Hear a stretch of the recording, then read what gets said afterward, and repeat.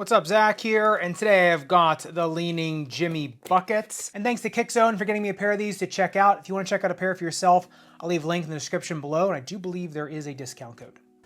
I think this one's going to be an interesting call for a lot of people versus the actual JB signature line, because those shoes can get pretty expensive. I know it's sometimes that they do go on sale, but we'll see. I think some people are gonna like these more, to be honest. Shoelaces on these, a little wimpy, but nothing crazy. You know, the lace holes are a little, they're not that small, but you could probably get a little bit of a chunkier lace in here, but still nothing bad. I'm looking at the insole on these things. Yeah, it's got the buckets thing, that's pretty cool. But yeah, just pretty basic insole on these things, nothing really to write home about.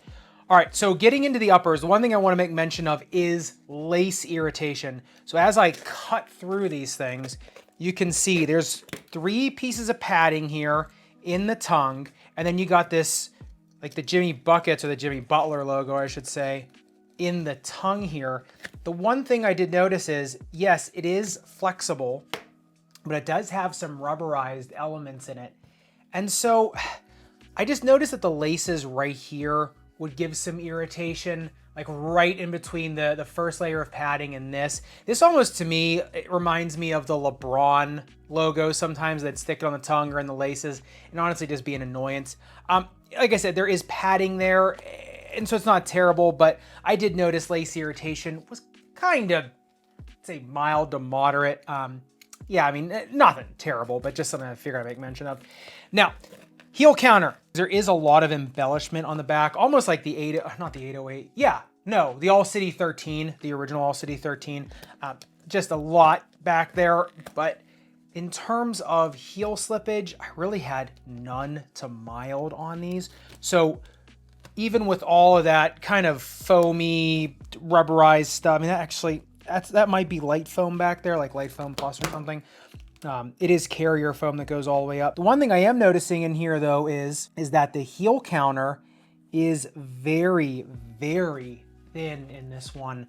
Not a lot there. So really you're relying on kind of that rubberized piece here and the light foam. And like I said, there is a heel counter. It is just very, very, very thin. So we'll see in the fit section.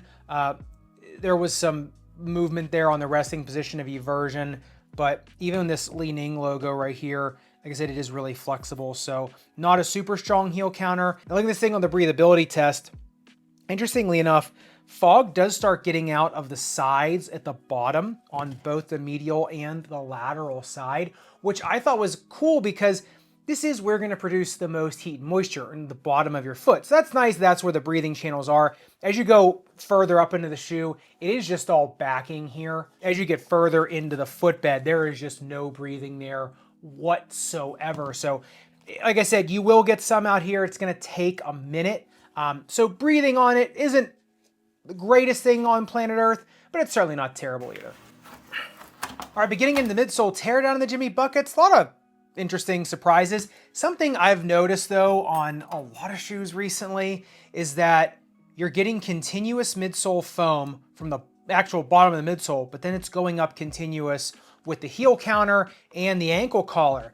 This reminds me a lot of Foamposite, right? Like how you can get continuous uppers kind of coming around the shoe, and like something like the old Jordans that used to do this. And so are they taking some lessons from old Nike and Jordan models? Maybe it does work. It does aid in containment. You know, it makes you a little more comfortable. You know, so that is cool. But this is Light Foam Ultra going around. Then you've got a top layer of boom foam, but then that kind of goes from a top layer to a full bed in the forefoot. Then there is a sandwich shank that goes from the rear part of the midfoot all the way up into, I'd say, a little bit more of the proximal or mid forefoot. So you actually still do get a decent amount of bending. You actually get like a decent amount of diving board effect out of this. And then it does, I mean, it bends appropriately in the forefoot. It's a lot more natural, normal motion versus like the JB2 and 3.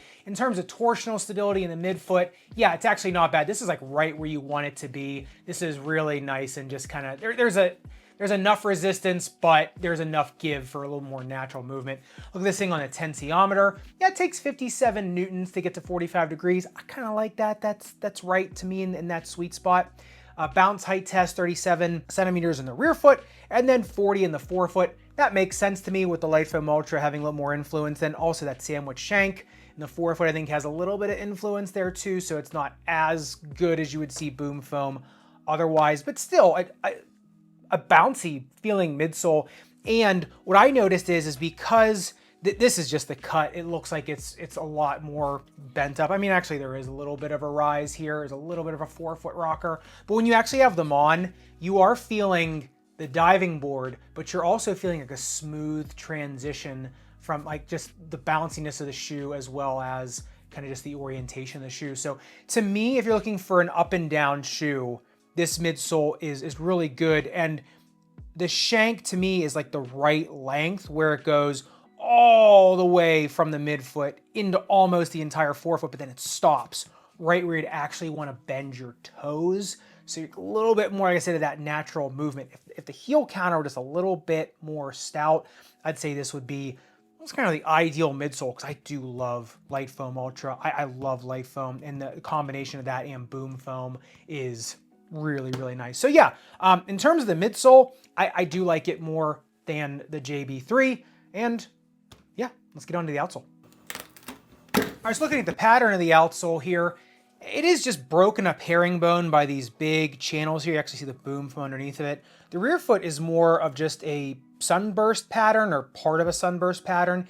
It is a full length tread pattern on the periphery, but there is an indentation here in the rear foot. So kind of the better parts of decoupled as well as full length. I like that too. That's pretty cool. Then the forefoot, obviously there's some ripples here where the real distal forefoot rocker is. On the grip test ramp, this slips at only 30 degrees, so pretty just middle of the road, which is what you'd kind of expect with this kind of system. Look at it on the outsole durability test, 10 seconds highest grit sandpaper. I mean, not even a millimeter of damage on this. It is that tough RB. I mean, the durometer only came in, what, 18.75 on these things? Yeah, so it's not super, super high tack or super hard rubber, but with Li-Ning's rubbers, you are getting a little bit more of, like I said, when I misspoke, high tack rubber in that middle of the range where it's not super, super hard, but it's not super, super soft either, but it lasts as long as a really hard rubber, grips a little bit more like the high tack softer. So like I said, with Li-Ning shoes anymore, it's hard to tell anything by the durometer. You got to kind of do all the tests as an aggregate. And yeah, their tough RB as well as some of their other compounds are kind of where, honestly, at this point, they're kind of leading the industry, I would say, at this point. So it'd be interesting to see what they keep kind of coming up with in terms of outsole rubbers, because like I said, they're the ones kind of leading the industry now, at least in terms of outsole shreds. All right, let's talk some fit here, the Jimmy Buckets. Number one, they do have a 12-degree inflare, so kind of, honestly, pretty mellow considering some of their shoes we've seen recently.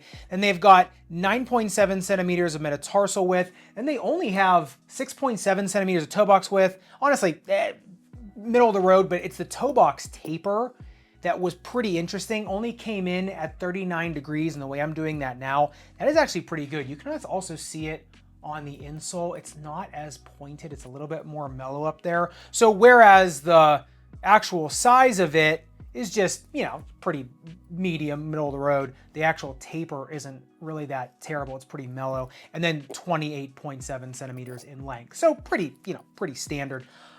I would say narrow, medium foot, and you just go true to size. A 2E, I went true to size. I was just fine. You can break them in just because of how the uppers are. So if you want to go up a half sizing, it's fine. The lockdown is okay on a 2E. A 4E up 1/2 size, I think is just fine. Like I said, the inflare is not super bad, so you can, like I said, you can break them in. They will fit orthotics just fine. I had one in here, and it was, yeah, it didn't really lift me up out of the shoe really too bad whatsoever. They do have a resting position of eversion. Here's where we get into some of the issues.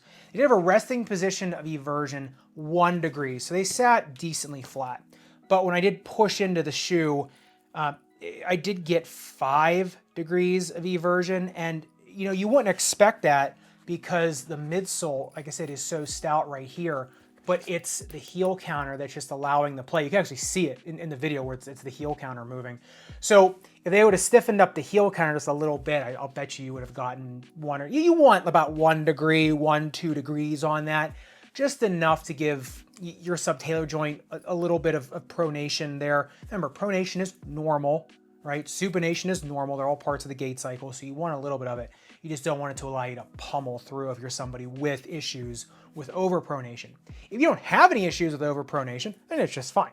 You know, the rest of the shoe, like I said, is good enough, so I don't think it's bad whatsoever. I would say in terms of people I'd be recommending these for, ankle sprainers, although they do have a really nice rubber clip flange here, I do like that quite a bit. Even though they do have this and the caging here, I would still say because the heel counter isn't super stiff, I don't know if it'd be the first choice for ankle sprainers for me. In terms of somebody with heel pain, like I said, I think there could be some movement there. They transition very easily through steps. I don't think it's bad for heel pain. I don't think it's bad, but that wouldn't be the first thing I would recommend, but it's not terrible. In terms of forefoot pain though, I like it a lot because you get the shank here that goes just far enough, but then it allows still some natural movement. So it almost gives you what's called a reverse Morton's extension effect, or it can give you a Morton's extension or reverse Morton's extension effect, which is basically an offloading of the big toe joint. There's 2 different ways you can do that. One by jacking up the midfoot, one by stiffening up the forefoot. And it's weird. It kind of does both, which it's kind of an oxymoron, but it kind of does both here. So it offloads very, very well. I know I'm really getting into the weeds with this, but it does offload really, really well in the forefoot. So ball of foot pain, I would say this is one of the better shoes out there right now. Arch pain, I think it's okay. I think with an orthotic in there, I think it's very good. So the only issue would be the motion in the rear foot. So arch pain, I don't know.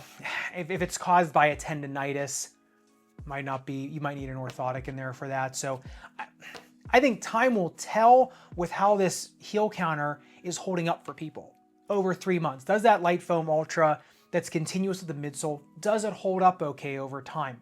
Or does it start to break down and people start to get maybe a little bit of tiredness in their arches or their tendons? So I think it's a we'll see situation. To me, like I said, wouldn't be the first thing in terms of arch pain, heel pain, or ankle sprainers, but in terms of forefoot pain, yeah, absolutely top of the line for sure. So love to hear your thoughts in the comments down below, especially if you're a fan of the JB3. Would you rather go with these, or would you rather stick with the JB3? And if you want to see another brand new shoe that really came to play in the midsole, the Converse Sheo 1 or 1, I'm not sure what they're calling it, make sure you click into this video right here and subscribe down below. I'll see you in that video.